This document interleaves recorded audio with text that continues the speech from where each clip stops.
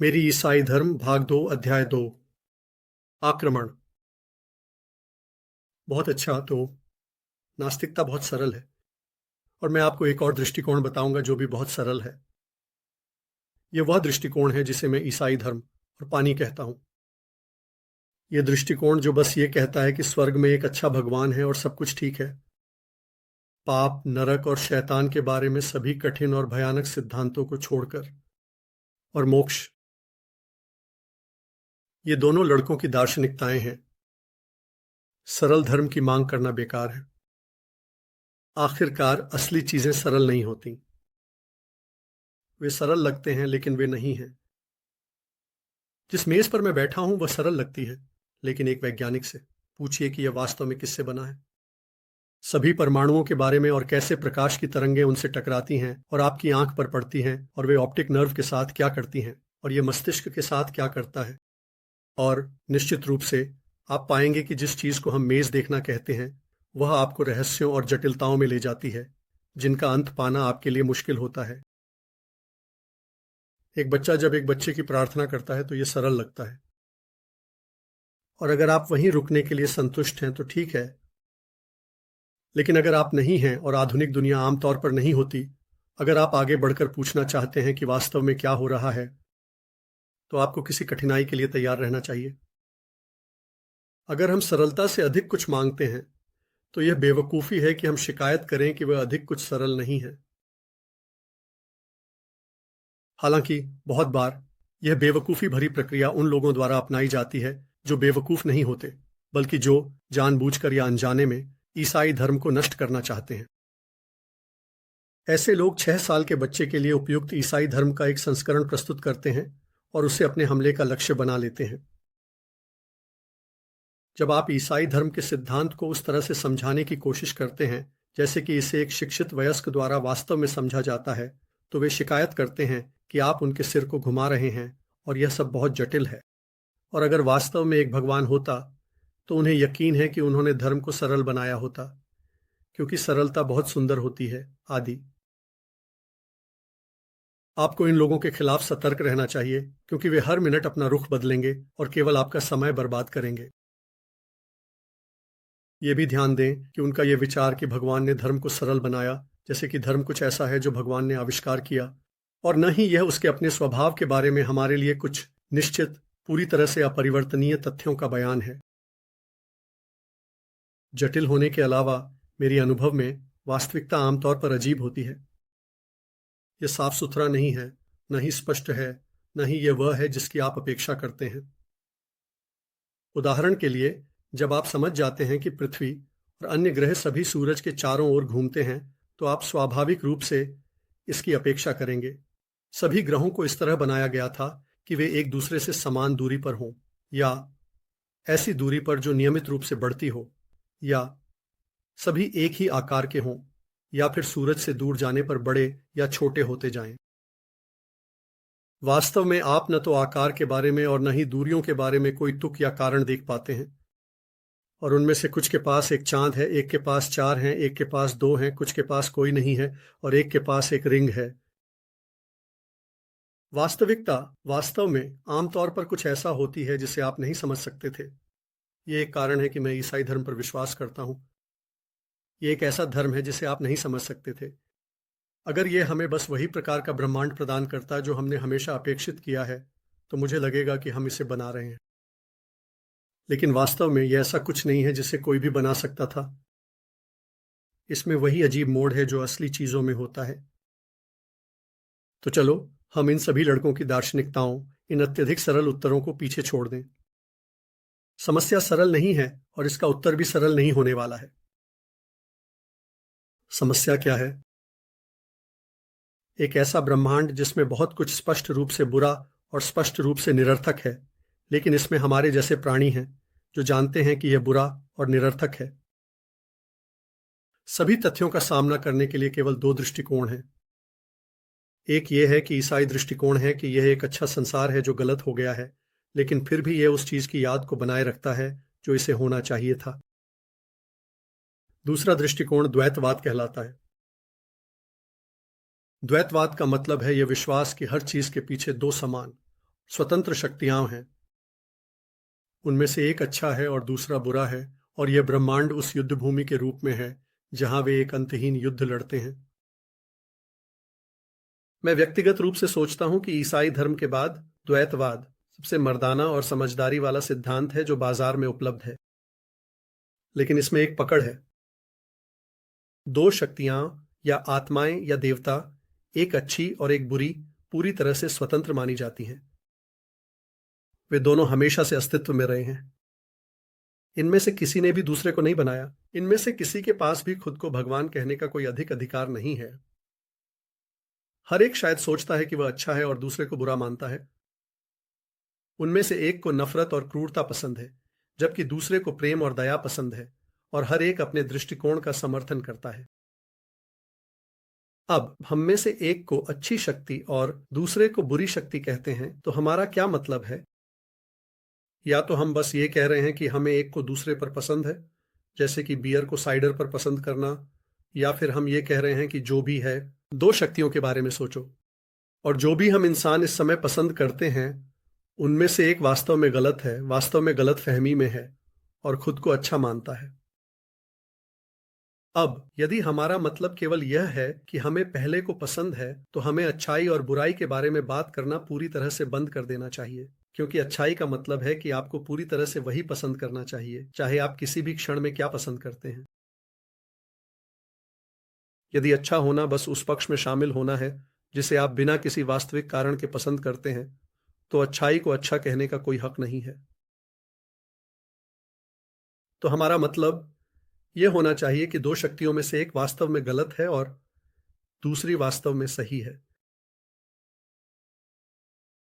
लेकिन जब आप ऐसा कहते हैं, तो आप दो शक्तियों के अलावा ब्रह्मांड में एक तीसरी चीज डाल रहे हैं, कुछ कानून या मानक या अच्छाई का नियम, जिसके अनुसार एक शक्ति अनुसरण करती है और दूसरी अनुसरण करने में असफल रहती है। लेकिन चूंकि इन दो शक्तियों का न्याय इस मानक द्वारा किया जाता है, तो यह मानक या वह प्राणी जिसने इस मानक को बनाया, दोनों में से किसी एक से पीछे और ऊंचा है, और वह असली भगवान होगा। वास्तव में जब हम उन्हें अच्छा और बुरा कहते हैं, तो इसका मतलब यही निकलता है। उनमें से एक असली अंतिम भगवान के साथ सही संबंध में है और दूसरा उसके साथ गलत संबंध में है। इसी बात को एक अलग तरीके से भी कहा जा सकता है। यदि द्वैतवाद सच है, तो बुरी शक्ति एक ऐसा प्राणी होना चाहिए जिसे बुराई सिर्फ इसलिए पसंद है क्योंकि वह बुरी है। लेकिन वास्तव में हमारे पास किसी को बुराई पसंद करने का कोई अनुभव नहीं है, सिर्फ इसलिए कि वह बुरी है। हम इसके करीब सबसे ज्यादा क्रूरता में पहुंच सकते हैं। लेकिन असली जिंदगी में लोग दो कारणों में से एक के लिए क्रूर होते हैं। या तो क्योंकि वे सैडिस्ट होते हैं, यानी क्योंकि उनके पास एक यौन विकार होता है जो क्रूरता को उनके लिए संवेदनात्मक आनंद का कारण बनाता है, या फिर किसी चीज के लिए जो वे इससे प्राप्त करने जा रहे हैं, जैसे कि पैसा, शक्ति या सुरक्षा। लेकिन आनंद, पैसा, शक्ति और सुरक्षा, सभी जितना भी वे हैं, अच्छे चीजें हैं। बुराई इस बात में है कि उन्हें गलत तरीके से या बहुत अधिक पीछा किया जाए। मैं यह नहीं कहना चाहता कि जो लोग ऐसा करते हैं वे बेहद दुष्ट नहीं हैं। मेरा मतलब है कि दुष्टता, जब आप इसे जांचते हैं, तो यह किसी अच्छे को गलत तरीके से पाने की कोशिश बन जाती है। आप केवल अच्छाई के लिए अच्छे हो सकते हैं। आप केवल बुराई के लिए बुरे नहीं हो सकते। आप एक तरह की क्रिया कर सकते हैं जब आप दयालु महसूस नहीं कर रहे होते हैं, और जब यह आपको कोई आनंद नहीं देता, केवल इसलिए क्योंकि दयालुता सही है। लेकिन कोई भी व्यक्ति केवल इसलिए क्रूरता का कार्य नहीं करता क्योंकि क्रूरता गलत है, बल्कि केवल इसलिए कि क्रूरता उसके लिए सुखद या उपयोगी थी। दूसरे शब्दों में, बुराई सफल नहीं हो सकती, यहां तक कि बुरी होने में भी, उसी तरह जैसे अच्छाई अच्छी होती है। अच्छाई कहने के लिए स्वयं है, बुराई केवल खराब की गई अच्छाई है, और बुराई होने से पहले कुछ अच्छा होना चाहिए। हम सैडिज्म को एक यौन विकृति कहते हैं, लेकिन इसके विकृत होने की बात करने से पहले आपको सामान्य यौन संबंधों का विचार होना चाहिए। और आप देख सकते हैं कि विकृति क्या है, क्योंकि आप विकृत को सामान्य से समझा सकते हैं, लेकिन सामान्य को विकृत से नहीं समझा सकते। इससे यह निष्कर्ष निकलता है कि यह बुरी शक्ति, जिसे अच्छे शक्ति के समान स्तर पर होना चाहिए और जो बुराई को उसी तरह पसंद करती है जैसे अच्छे शक्ति भलाई को पसंद करती है, बस एक डरावनी कहानी है। बुरा बनने के लिए उसके पास अच्छी चीजें होनी चाहिए जिन्हें वह चाह सके और फिर उन्हें गलत तरीके से हासिल कर सके। उसे ऐसे प्रवृत्तियां होनी चाहिए जो मूल रूप से अच्छी हों ताकि वह उन्हें विकृत कर सके। लेकिन अगर वह बुरा है तो वह न तो अच्छी चीजें चाहने के लिए खुद को प्रदान कर सकता है और न ही उन्हें विकृत करने के लिए अच्छे प्रवृत्तियां। उसे दोनों चीजें अच्छी शक्ति से मिलनी चाहिए, और अगर ऐसा है तो वह स्वतंत्र नहीं है, वह अच्छे शक्ति की दुनिया का हिस्सा है। उसे या तो अच्छे शक्ति ने बनाया है या फिर उन दोनों से ऊपर की किसी शक्ति ने। इसे और सरलता से कहें, बुरा बनने के लिए उसे अस्तित्व में होना चाहिए और बुद्धि और इच्छा होनी चाहिए। लेकिन अस्तित्व, बुद्धि और इच्छा अपने आप में अच्छे नहीं होते, इसलिए उसे ये चीजें अच्छी शक्ति से प्राप्त करनी चाहिए। बुरा होने के लिए भी उसे अपने प्रतिकूल से उधार लेना या चुराना पड़ता है। क्या आप अब समझने लगे हैं कि ईसाई धर्म ने हमेशा क्यों कहा है कि शैतान एक गिरे हुए देवदूत है? यह केवल बच्चों के लिए एक कहानी नहीं है। यह एक वास्तविक पहचान है कि बुराई एक परजीवी है, न कि एक मूल चीज। वे शक्तियां जो बुराई को आगे बढ़ाने में सक्षम बनाती हैं, वे शक्तियां हैं जो उसे भलाई द्वारा दी गई हैं। एक बुरे आदमी को प्रभावी रूप से बुरा बनने में सक्षम बनाने वाली सभी चीजें अपने आप में अच्छी चीजें हैं। निर्णय, चतुराई, अच्छे रूप, स्वयं अस्तित्व। इसलिए द्वैतवाद एक सख्त अर्थ में काम नहीं करेगा। लेकिन मैं खुलकर स्वीकार करता हूं कि असली ईसाई धर्म, जो कि ईसाई धर्म और पानी से अलग है, लोगों की सोच से कहीं अधिक द्वैतवाद के करीब जाता है।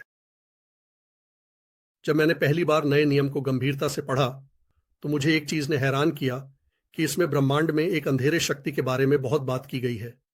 एक शक्तिशाली बुरी आत्मा जिसे मृत्यु, बीमारी और पाप के पीछे की शक्ति माना गया।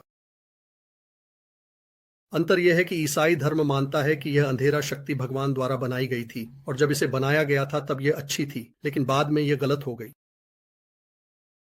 ईसाई धर्म द्वैतवाद से सहमत है कि यह ब्रह्मांड युद्ध में है, लेकिन यह नहीं मानता कि यह स्वतंत्र शक्तियों के बीच का युद्ध है। यह सोचता है कि यह एक गृह युद्ध है, एक विद्रोह है, और हम ब्रह्मांड के उस हिस्से में रह रहे हैं जो विद्रोही द्वारा कब्जा किया गया है। दुश्मन द्वारा कब्जा किया गया क्षेत्र, यही इस दुनिया का हाल है। ईसाई धर्म उस कहानी के बारे में है कि कैसे सही राजा उतरा है। आप कह सकते हैं छिपे हुए रूप में उतरा है और हम सभी को एक बड़े सबोटाज अभियान में भाग लेने के लिए बुला रहा है। जब आप चर्च जाते हैं तो आप वास्तव में उस गुप्त वायरलेस को सुन रहे होते हैं जिससे हमारा दोस्त। यही कारण है कि दुश्मन हमें जाने से रोकने के लिए इतना चिंतित है। वह यह हमारे घमंड, आलस्य और बौद्धिक अभिजात्य पर खेलकर करता है। मुझे पता है कि कोई मुझसे पूछेगा, क्या आप सच में इस समय हमारे पुराने दोस्त शैतान, खुर और सींग के साथ फिर से पेश करने का मतलब रखते हैं? खैर, दिन के समय का इससे क्या लेना देना है मुझे नहीं पता, और मैं सींगों और खुरों के बारे में विशेष नहीं हूं। लेकिन अन्य मामलों में मेरा जवाब हां है, मैं करता हूं। मैं उसकी व्यक्तिगत उपस्थिति के बारे में कुछ भी जानने का दावा नहीं करता। अगर कोई वास्तव में उसे बेहतर जानना चाहता है, मैं उस व्यक्ति से कहूंगा, चिंता मत करो। अगर आप सच में चाहेंगे तो आप करेंगे। जब आप इसे करेंगे तो क्या आपको यह पसंद आएगा, यह एक और सवाल है। और हम अगले वीडियो में अगले अध्याय के साथ आगे बढ़ेंगे। देखने के लिए बहुत धन्यवाद। मैं तुम लोगों से प्यार करता हूं। जैसा कि टिगर कहता है, अभी के लिए टाटा।